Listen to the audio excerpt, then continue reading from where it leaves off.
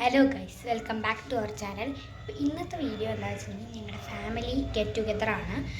So കുറേ ആൾക്കാരുണ്ടാവും. ഞാൻ എൻ്റെ ഫാമിലിയിലെ കുറച്ച് പേരൊക്കെ ഞാൻ പരിചയപ്പെടുത്തി തരാം. എല്ലാ ഡാൻസും പാട്ടൊക്കെ ഉണ്ടാവും. അതൊക്കെ ഞാൻ മാക്സിമം ഇടാൻ ശ്രമിക്കാം കേട്ടോ. നമുക്ക് റെഡിയാവും. ഒരു ഗെറ്റ് റെഡി വെക്കുമ്പോൾ എടുക്കണം എന്നൊക്കെ പ്ലാൻ ഉണ്ട്. നടക്കില്ലെന്ന് നമുക്കറിയില്ല. നോക്കാം. ഞാൻ റെഡി ആയി കഴിഞ്ഞു. മെഹന്തിയൊക്കെ ഇട്ടിട്ടുണ്ട് കേട്ടോ. അപ്പുറത്തെ മിത്ര റെഡി ആവുന്നുണ്ട്. ഇന്ന് എന്നെ സുന്ദരിയാക്കിയത് എൻ്റെ മമ്മിയാണ്. നന്നായിട്ടുണ്ടല്ലേ. എനിക്ക് പൊട്ട് വയ്ക്കണം, പിന്നെ ഷാളും കൂടിയിട്ട് വളയും സാധനം ഇട്ടാൽ മതി. സെറ്റായി. പിന്നെ നമുക്ക് പോകുന്ന സമയത്തത്തെ വിഷ്വൽസ് കാണാം കേട്ടോ. ഞാൻ കുറച്ച് പേരെ പരിചയപ്പെടുത്തി തരാം. എല്ലാവരുടെ ഡാൻസ് ഞാൻ മാക്സിമം ഇതിൽ ഇൻക്ലൂഡ് ചെയ്യാം കേട്ടോ. അപ്പോൾ നമുക്ക് അവരൊക്കെ പരിചയപ്പെടാം. വണ്ടിയിൽ കയറിയിട്ടുണ്ട്. നമുക്ക് ഇവിടെ നിന്നാണ് ശ്രുതി ഹാൾ എന്ന് പറയുന്ന ഒരു ഹാളിലേക്കാണ് നമ്മൾക്ക് പോകേണ്ടത്. എൻ്റെ ഒരു കസിൻ്റെ ഹാൾ തന്നെയാണ്. അവിടേക്കാണ് നമ്മൾ പോകുന്നത്. സോ നമുക്ക് അവിടെ എത്തിയിട്ട് കാണാം. അത് കഴിഞ്ഞ് അമ്മയായി തീരുമാനിച്ചു. ഇന്ന് കുട്ടികളാണ് തീരുമാനിക്കുന്നത് ഈ കുടുംബം എങ്ങനെ പോകണം എന്നുള്ളത്. ഇന്ന് രാത്രി എന്ത് ഡിന്നറിനാണ്, എന്ത് രാവിലെ ഭക്ഷണമാണ് തീരുമാനിക്കുന്നത് കുട്ടികളാണ്. അപ്പോൾ വീട്ടിലെ സാഹചര്യങ്ങൾ കണ്ടറിഞ്ഞുകൊണ്ട് അവർ അതിൽ നിന്ന് എല്ലാവരും മനസ്സിലാക്കാനും ആ കാര്യങ്ങൾക്കനുസരിച്ച് വീട്ടിൽ ചാടി പിടിക്കാതെ വീട്ടിൽ എന്താണ് സാഹചര്യം അതിനനുസരിച്ച് എല്ലാവരും പ്രവർത്തിക്കണം. അതാണ് പുതുതലമുറയുടെ ഒരു കാര്യം പറയാനുള്ളത്. പിന്നെ മൂത്തവർ പറയുന്നത് കേൾക്കണം. പലരും കൊച്ചാക്കി പറയാറുണ്ട്, മൂത്തവർ പറയുമ്പോൾ അത് ശരിയല്ല എന്നൊക്കെ. ഉദാഹരണം പറഞ്ഞാൽ പലരും പറയാറുണ്ട് കാലിനേരം കാലിട്ടിരിക്കുന്നത്. അതൊരു മര്യാദ എന്നുള്ള രീതിയിലാണ് നമ്മൾ പലർക്കും പറഞ്ഞു കൊടുക്കാറ്. മര്യാദ അങ്ങനെ വേണം. കാലിട്ടിരിക്കരുത്. ഒരു നമ്മുടെ മുമ്പിൽ ഇരിക്കുന്ന നമ്മളെക്കാളും മൂത്ത ഒരാളാണെങ്കിൽ അയാളുടെ മുമ്പിൽ ഇരിക്കരുതെന്ന് പറയുന്നതിന് പല കാരണങ്ങളുണ്ട്. ഒന്നാമത് അവർക്ക് കൊടുക്കുന്ന റെസ്പെക്റ്റ് ആണ്. രണ്ടാമത്തത് ഈ കാലിന് മേലെ കാലിട്ടിരിക്കുന്നത് ഒരു ഫിസിക്കൽ പ്രോബ്ലം കൂടി ഉണ്ടാകും. നമ്മളെപ്പോഴും കാലിന് മേലെ കാലിട്ടിരിക്കുമ്പോൾ ഈ കാലിന്റെ ബാക്ക് സൈഡിലെ ഈ ഭാഗത്തുകൂടെയാണ് കാലിനുള്ള രക്തോട്ടം നടക്കുന്നത്. നമ്മൾ ഈ കാല് ഇങ്ങനെ വെച്ച് മടക്കി വെച്ചിരിക്കുമ്പോൾ ഈ മുട്ട് വെച്ച് ഈ ബ്ലഡ് പ്രഷറിനെ നമ്മൾ ബ്ലോക്ക് ചെയ്യണം. ഈ ബ്ലോക്ക് ചെയ്യുന്നതിന് കൂടെ ഈ കാലിന് വാദം പോലെയുള്ളത് കുറച്ച് കാലം കഴിയുമ്പോഴേക്കും വരും. ഇതൊരു മെഡിക്കൽ പ്രോബ്ലമാണ്. അതുകൊണ്ടുകൂടിയാണ് പറഞ്ഞിരിക്കുന്നത്. അതുപോലെ തന്നെ പല കാര്യങ്ങളും പറയാറുണ്ട്. വീട്ടിൽ പലരും പാട്ട് പറയാറുണ്ട് തലേണ മോള് കയറിയിരിക്കരുത്. ഞാൻ പലവരും പറഞ്ഞിട്ടുള്ളതാണ്. കടം വരും, പക്ഷെ കടം നല്ല കാര്യം, തലേണ ചത്തിപ്പോവും. അതാണ് കാരണം. അതേപോലെ തന്നെ രാത്രി നേരത്ത് മുട്ട് ഉപയോഗിക്കരുത്, നഖം വെട്ടരുത്, മുടി ചിന്തരുത്. പലരും പറയുന്നത് എന്താ വെച്ചാൽ അന്ന് കാലത്ത് അവർ നിലത്താണ് ഇരുന്ന് ഭക്ഷണം കഴിച്ചത്. അപ്പൊ ഇത് താഴെ വീഴുമ്പോൾ ഭക്ഷണത്തിൽ വീഴാൻ സാധ്യതയുണ്ട്. അന്നത്തെ കാലത്ത് ലൈറ്റോ കാര്യങ്ങളോ ഇല്ലാത്തപ്പോ അത് അങ്ങനെ ഒരു അബദ്ധം പറ്റരുത് എന്നുള്ളത് കൊണ്ടാണെന്ന് പറഞ്ഞത്. പക്ഷെ കാലം മാറി ഇന്ന് ലൈറ്റായി എല്ലാവരും ടേബിളിന്റെ മുകളിലായിരുന്നു കഴിക്കുന്നത്. ടേബിൾ ഉണ്ടെങ്കിൽ കൈ പിടിച്ചിട്ട് കഴിക്കുന്ന കാലമാണ്. അപ്പോ മൂത്തവർ പറയുന്നത് അവരുടെ കാലഘട്ടത്തിൽ ഉണ്ടായിരുന്ന കാര്യങ്ങളായിരിക്കും. അത് അങ്ങനെ നമ്മള് പുച്ഛിച്ച് തള്ളാതെ അവരെന്തുകൊണ്ടാണ് അത് പറഞ്ഞെന്നുള്ളത് മനസ്സിലാക്കുക. പിന്നെ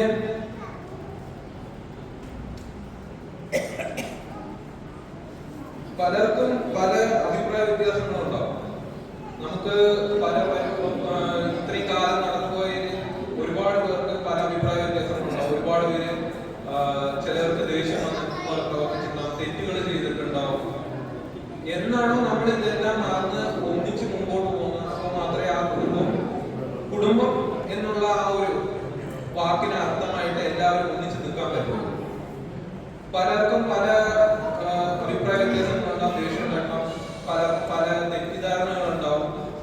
ഒരാൾക്ക് ഒരു നല്ല കാര്യം നടക്കണമെങ്കിൽ പലർക്കും അത് എനിക്കെന്തുകൊണ്ട് കിട്ടിയില്ല എന്നുള്ള രീതിയിൽ അസൂയകൾ വന്നേക്കാം. അപ്പൊ അങ്ങനെയുള്ളതൊക്കെ കുടുംബത്തിനുള്ളിൽ നിന്ന് ഒഴിവാക്കിയ കുടുംബം നന്നായിരിക്കും. ഈ ഒരു സന്ദർഭം ഞാൻ എന്റെ ഭാഗത്ത് നിന്ന് എന്തെങ്കിലും തെറ്റുകളോ അബദ്ധങ്ങളോ ആർക്കെങ്കിലും വിഷമങ്ങളോ ഉണ്ടാക്കിയിട്ടുണ്ടെങ്കിൽ ഞാൻ അവരോട് ക്ഷമ ചോദിക്കുന്നു. അപ്പൊ ഞാൻ ഈ ഒരു വേദി അതിനുവേണ്ടി കൂടി ഉപകരിക്കുകയാണ്. അപ്പോ ഇത്രയാണ് എനിക്ക് പറയാനുള്ളത്. ചില കാര്യങ്ങൾ പറയുമ്പോൾ കൂടുതലായി പോകും. ഞാൻ എന്റെ വാക്കുകൾ ചുരുക്കുകയാണ്. അപ്പൊ നമുക്കിന്ന് എന്തായാലും ഈ പരിപാടി ഒഫീഷ്യലായിട്ട് വെൽക്കം ചെയ്ത് എല്ലാവരും സ്വാഗതം ചെയ്ത് ഈ പരിപാടി ഉദ്ഘാടനം ചെയ്യുന്നതായിട്ട് ഞാൻ എല്ലാവരും പ്രഖ്യാപിക്കുന്നു. എല്ലാവരും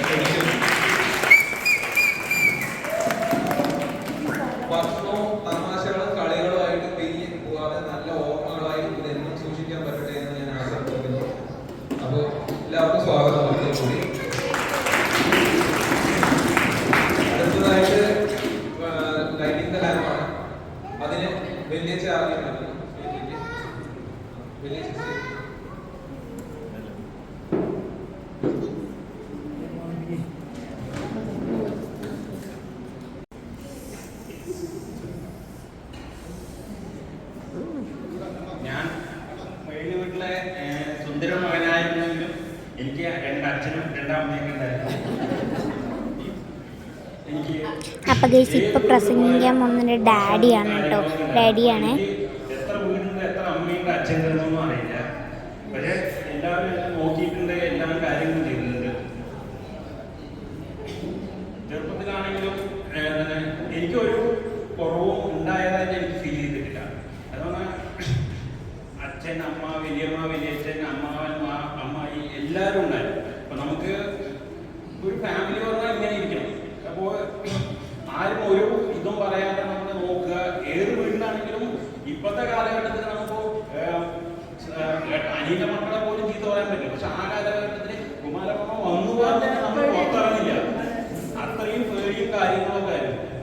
മുടി വെട്ടാൻ പോയി കഴിഞ്ഞാൽ ഇതിനൊക്കെ പറയും ഇതെങ്ങനെയാണ് ഞാൻ മുമ്പിൽ വെച്ചിട്ട് തന്നെ ഞാൻ മാമ വരട്ടെ മാമ ആ ഒരു കാര്യത്തിൽ മാത്രം പറഞ്ഞു. അവരുടെ ഇഷ്ടത്തിന് മുടി വെട്ടട്ടെ. പഠിക്കുന്ന കാര്യത്തിൽ മാത്രം മാമ ചീത്ത പറയും. ഇതൊക്കെ ചെയ്തിട്ടുണ്ടായിരുന്നു. എല്ലാവരും അച്ഛനാണെങ്കിലും എല്ലാം നമുക്ക് ചെയ്തു തരും, എല്ലാം ചെയ്തിട്ടുണ്ടായിരുന്നു. ഇപ്പോൾ നമ്മളിപ്പോൾ ഏടത്തിയമ്മയുടെ കാര്യങ്ങളും ഇതിലൊക്കെ പറഞ്ഞാൽ ഞാൻ ഗൾഫ് പോകുന്നതിന് മുമ്പ് ഏടത്തേം ഒരു വർഷം മീൻ നേരാക്കി കൊണ്ടിരിക്കുകയാണ്.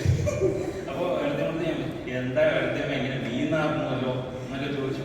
അപ്പൊ ശരിയോ നേരത്തെ എന്തോ പറഞ്ഞു കൊടുത്തു. ഒരു ദിവസം എൻ്റെ അടുത്ത് ഞാൻ മസ്കറ്റിൽ നിന്ന് വിളിച്ചപ്പോൾ എന്താ കറി? മീൻ കറി. അപ്പൊ ഇന്ന് മീൻ നാറുന്നില്ലേ? അങ്ങനെയൊക്കെ അതായത് ആ ടൈമിൽ ഇടത്തേക്ക് പോകുന്നു, കല്യാണത്തേക്ക് പോകുന്നു, ദോശ ഒന്നും ഞാൻ ഇപ്പോഴും പറയും ഇടത്തേക്ക് ദോശ ഇട്ടില്ലേ.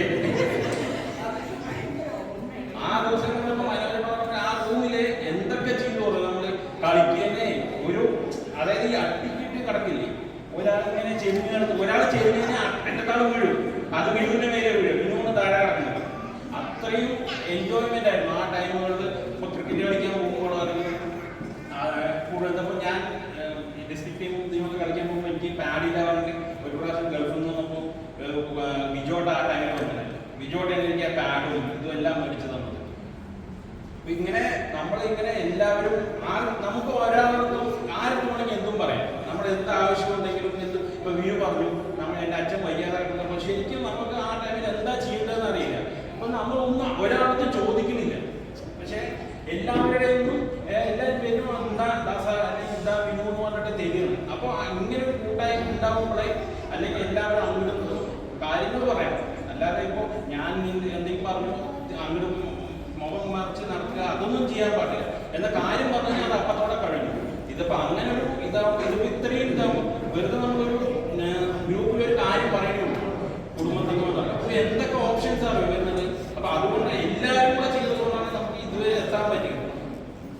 അപ്പൊ പ്രോഗ്രാംസിന്റെ കാര്യം ഇപ്പൊ ഏറ്റവും ലാസ്റ്റത്തെ കുട്ടി വരെ നമ്മുടെ ഫാമിലിയിൽ ഇതിൽ പാർട്ടിസിപ്പേറ്റ് ചെയ്യുന്നുണ്ട്. അപ്പൊ അവര് അത്രയും ഇതായിട്ട് ഒന്നിച്ച് നിൽക്കുമ്പോൾ ഇതേമാതിരി തന്നെ കാലങ്ങളോടെ നിൽക്കട്ടെ. എല്ലാവർക്കും താങ്ക്സ്.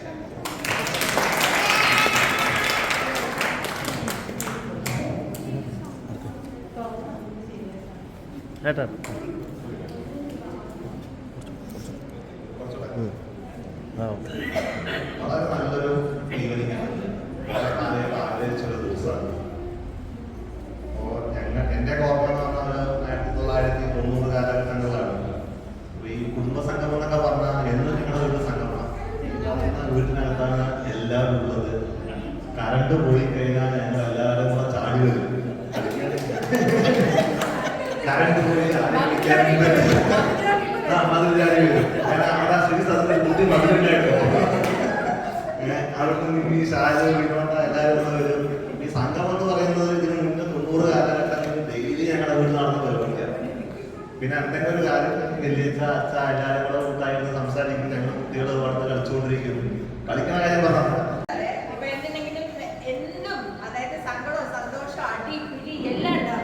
പക്ഷെ എന്തായാലും അങ്ങോട്ടും ഇങ്ങോട്ടും പറഞ്ഞ് അതൊക്കെ ഇപ്പൊ ഈക്വലൈസ് ആയി എല്ലാതും ഇപ്പോഴും ഇതാക്കണ്ട. ഇപ്പൊ ഇങ്ങനെ എന്തുണ്ടെങ്കിലും എല്ലാവരും ചേർന്നിരിക്കുന്ന ഈ ഒരു അവസരം നമുക്ക് ഈ ഫാമിലിയിൽ നിന്ന് എന്തായാലും കിട്ടുന്നുള്ളത് ഉറപ്പാണ്. ഇനി മേൽക്കൊണ്ട് ഇങ്ങനെ തന്നെ ഉണ്ടാവണമെന്നാണ് എന്റെ ആഗ്രഹം. ഓക്കെ, ഇങ്ങനെയൊക്കെ എക്സ്പീരിയൻസ് മീൻ കഴിക്കാത്ത എന്നെ നിർബന്ധിച്ച് മീൻ കഴിപ്പിച്ചാണ് അമ്മയെ അടുത്തേക്ക് ഇല്ല മീൻ ഇത് കഴിച്ചില്ല. അന്ന് കഴിച്ചത് തന്നെയാണ്. എന്നെ നിർബന്ധിച്ച് കഴിപ്പിച്ചതാണ്.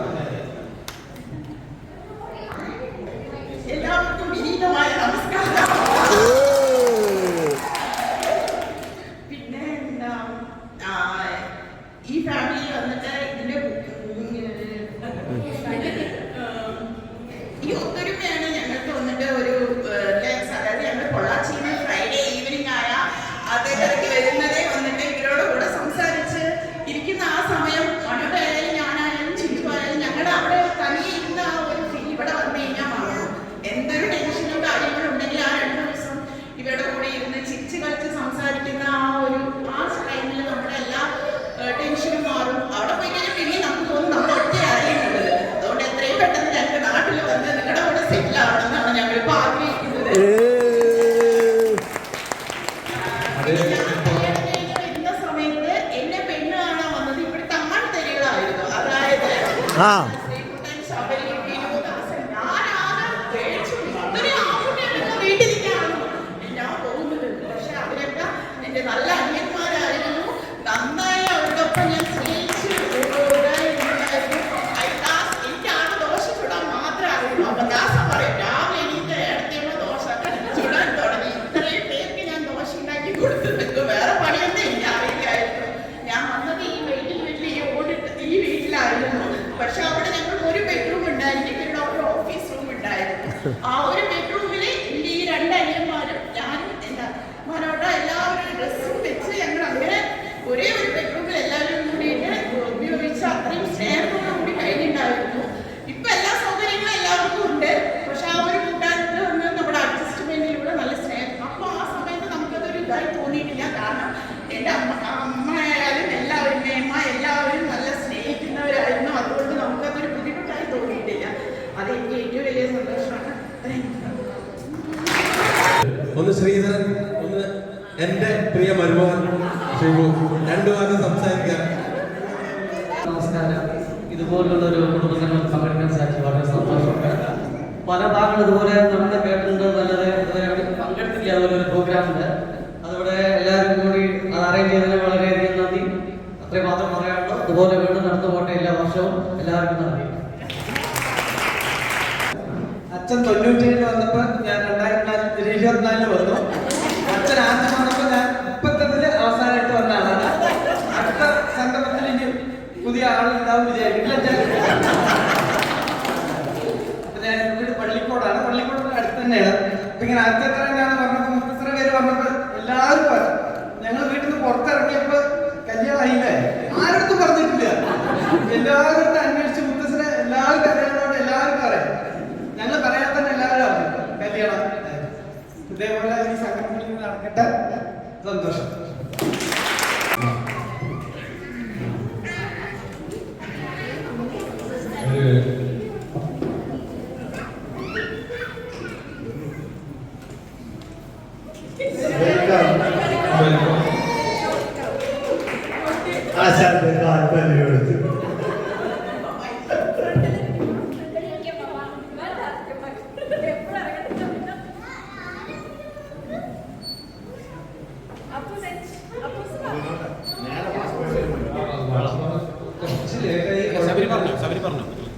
ഒരു കുറച്ച് സ്പീച്ചൊക്കെ കഴിഞ്ഞു.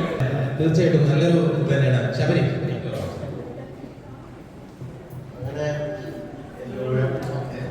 ഈ സ്റ്റേജിലിരിക്കുന്നത് 2 പേരിരിക്കുന്നത് അവരുടെ ഒടുവിലത്തെ പേരക്കുട്ടിയാണ് ഞാൻ. ആ ഒരു കുസൃതിക്ക് എല്ലാം എനിക്കുണ്ടായിരുന്നു. പിന്നെ എൻ്റെ ചുറ്റും ഏട്ടന്മാരും ചേച്ചിമാരും എല്ലാം ആയിരുന്നു.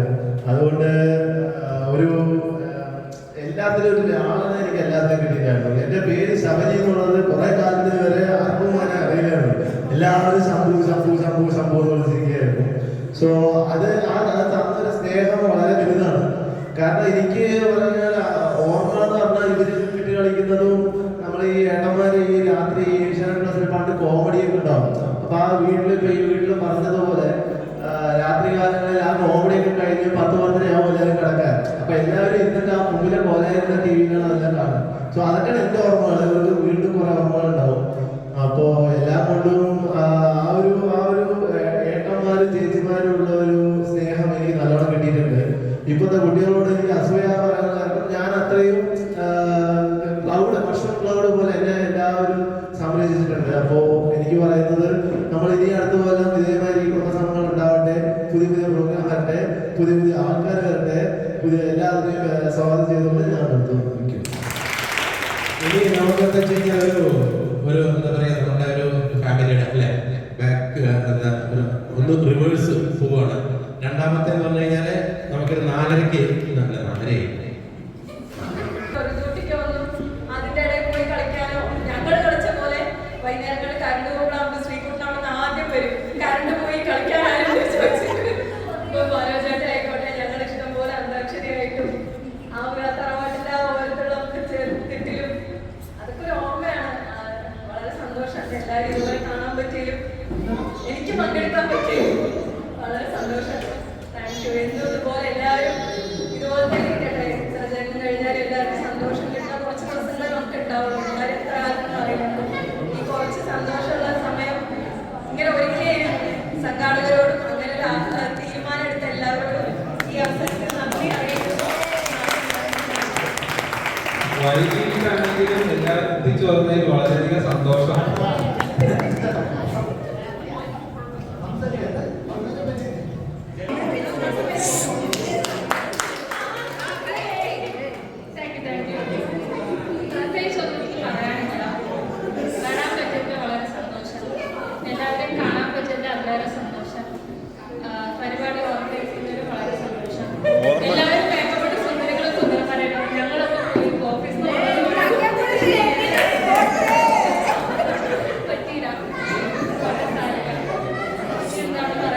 ഓർമ്മകൾ പറഞ്ഞു എന്തെങ്കിലും പഴയത്.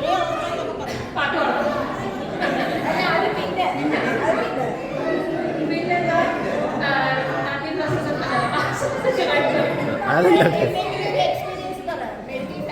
ആ തറവാട്ടിന്റെ ആ ചുറ്റുവട്ടം പറ്റി എന്തെങ്കിലും പറയും.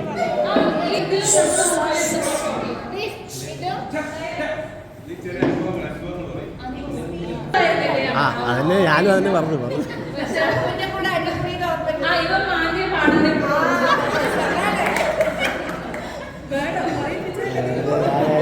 അടിപാട് അടിപാടി. നല്ല അനുഭവമായിരുന്നു. ഒരു കൂട്ടുകുടുംബത്തിലൊക്കെ ഇരുന്ന എക്സ്പീരിയൻസ്. അച്ഛനെ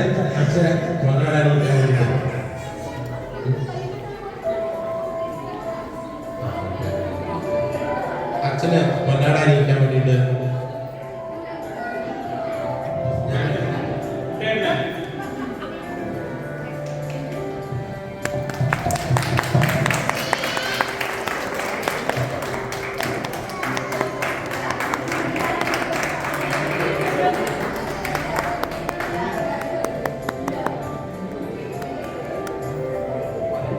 അടുത്തത് കുമാരമാമയ്ക്ക് സുല്യാട്ടാണ്.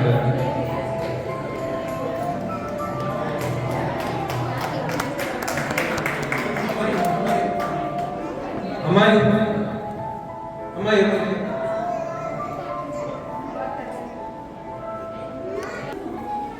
Clap clap clap.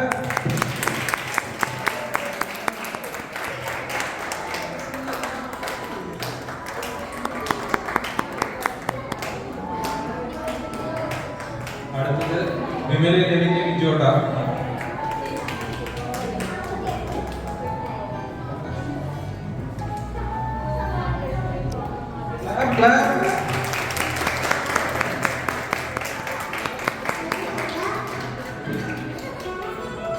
അടുത്തത് അമ്മയ്ക്ക് കിടന്നു.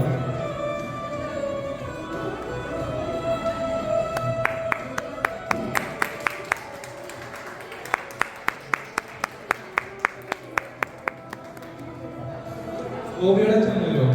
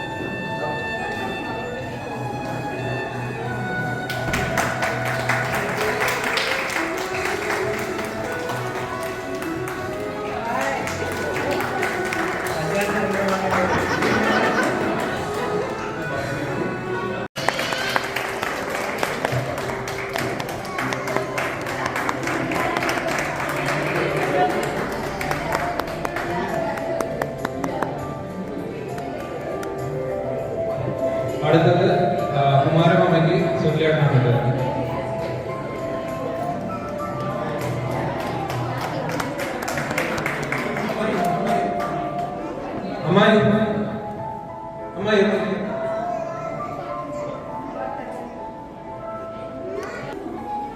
Clap clap clap.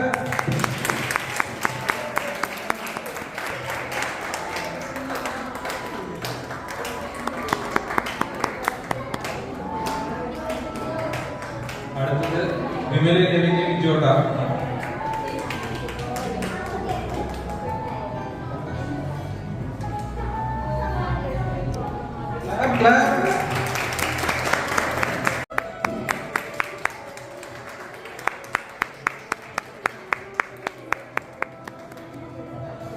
ഗോപിയുടെ ചാനലോ